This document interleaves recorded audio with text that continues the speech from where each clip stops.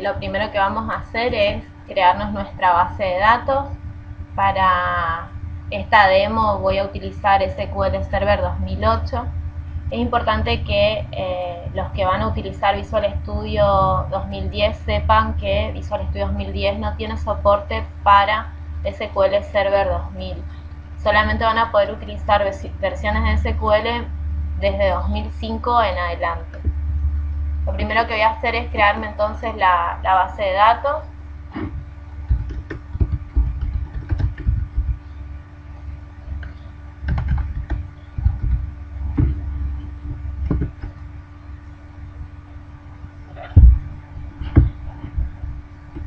Vamos a crearnos una tabla. La idea es poder crear un ABM sencillo de artículos.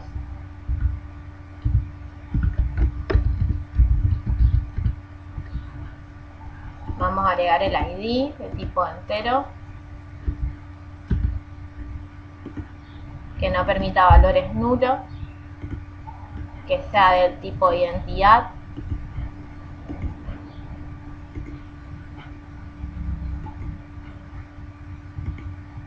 que sea autoincremental en 1 y que sea la clave primaria de nuestra tabla.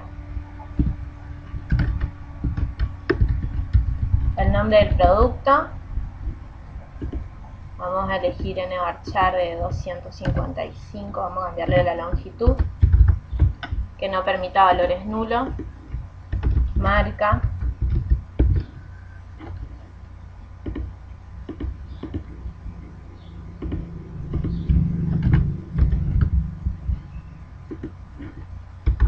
costo. Para esto vamos a elegir un valor decimal con una escala de 3 decimales, que no permita valores nulos y que tome un valor predeterminado de 0. Porcentaje de ganancia. También como decimal. Vamos a ponerle una escala de 2 nada más, que no permita nulos y que tome un valor predeterminado de 0. Y la fecha de creación del artículo como un date, que tampoco permita nulo y que el valor predeterminado sea la función getDate, que nos devuelve la hora del motor. Vamos a guardar la tabla.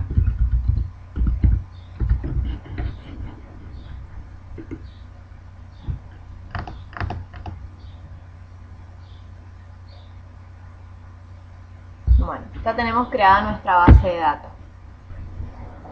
Lo siguiente que vamos a hacer es abrir nuestro Visual Studio. Vamos a ir al menú archivo y vamos a crear un nuevo proyecto. En este caso vamos a seleccionar una solución de Visual Studio. Podemos seleccionar diferentes versiones del framework. Esto es muy importante que lo tengan en cuenta, porque a la hora de implementar la aplicación van a tener que verificar que el cliente tenga instalado el framework correspondiente para que la solución corra.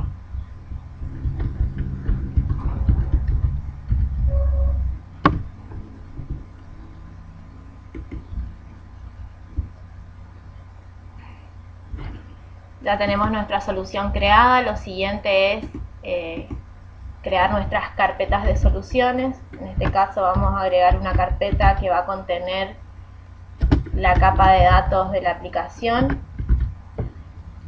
otra carpeta de soluciones que va a contener la capa de negocios y otra carpeta de soluciones que va a tener la capa de presentación de la aplicación.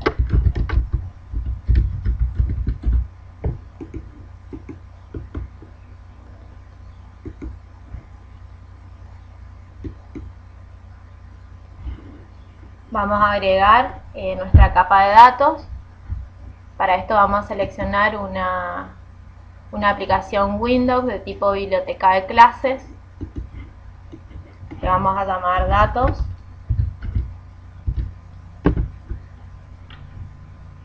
Por defecto esta biblioteca nos va a crear una clase inicial, a esta la vamos a sacar porque no la vamos a ocupar. Y el primer componente que vamos a agregar es un componente de datos. Vamos a elegir de las plantillas la opción de datos y acá tenemos todas las opciones de datos disponibles por .NET. ADO.NET Entity Data Model es parte del conjunto de ADO.NET Entity Framework, LINQ también, y el conjunto de datos que vamos a utilizar es el conjunto de datos dataset tipados. A este le vamos a llamar artículos DS. Un poco para comentarles mientras que se crea nuestro lienzo de dataset es que un dataset tipado nos permite tener tablas de diferentes orígenes de datos. Es decir, yo podría crear una estructura lógica dentro del dataset que relacione una tabla de una base de datos con una tabla de otra base de datos. Es decir, hay una relación lógica entre componentes que físicamente están separados unos de otros. Para los que ya anduvieron investigando o han utilizado la herramienta, existen diferentes maneras de poder agregar una tabla al dataset. Yo en este caso voy a utilizar el wizard para poder agregar una tabla, la tabla que recién creamos, en nuestro esquema de datos, en esta capa de datos. Para eso voy a seleccionar la opción, voy a apretar botón derecho y voy a seleccionar la opción de agregar un nuevo tabla adapter. Este tabla adapter lo primero que nos va a pedir es que agreguemos la conexión de donde se van a extraer los datos. En este caso nosotros lo que vamos a hacer es una conexión a SQL.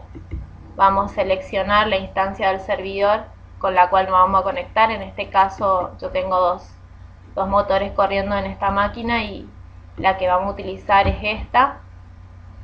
También tenemos que determinar con qué tipo de autenticación se va a conectar a los datos.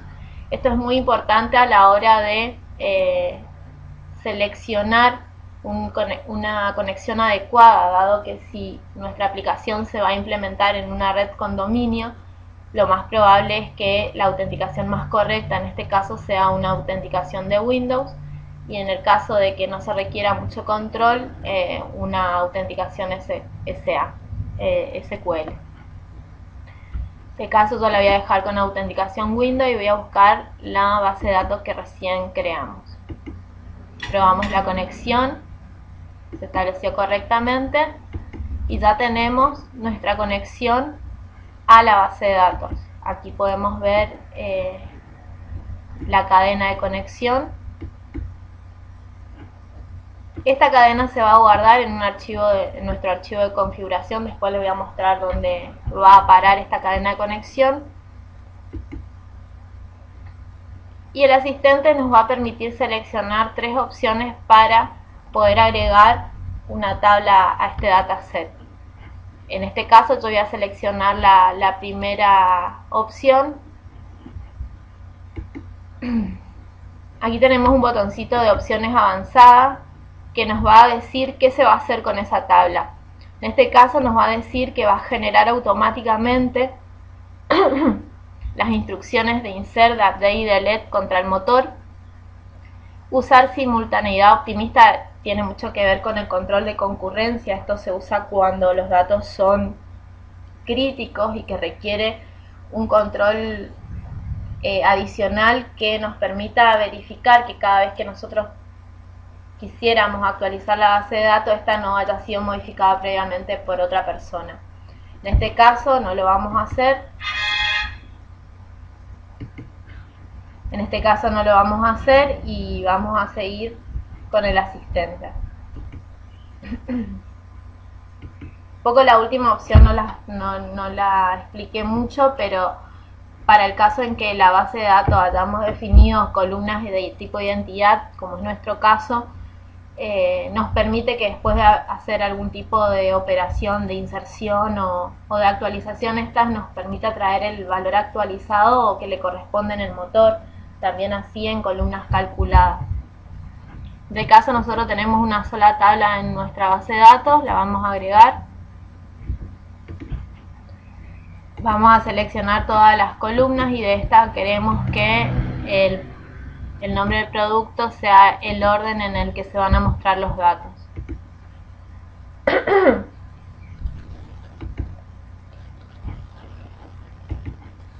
En este caso solamente voy a crear un método fill que se devuelva en la misma tabla que le pasó como parámetro.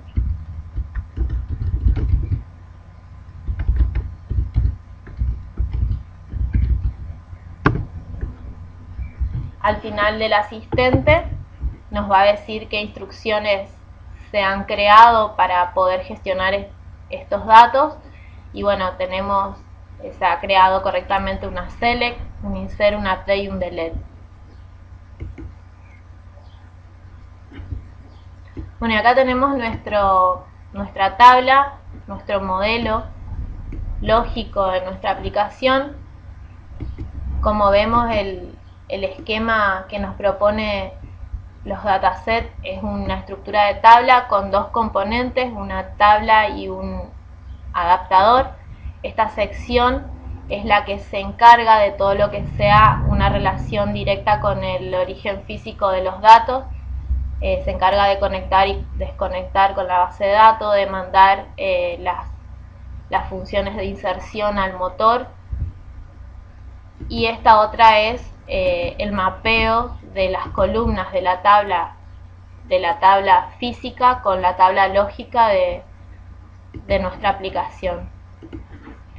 Cada columna tiene una serie de propiedades. En este caso, como habíamos definido en la base de datos, el ID no permite valores nulos, es autoincremental, y acá por defecto nos pone -1, pero nosotros, como lo definimos en 1, el incremento de nuestro ID lo vamos a poner igual.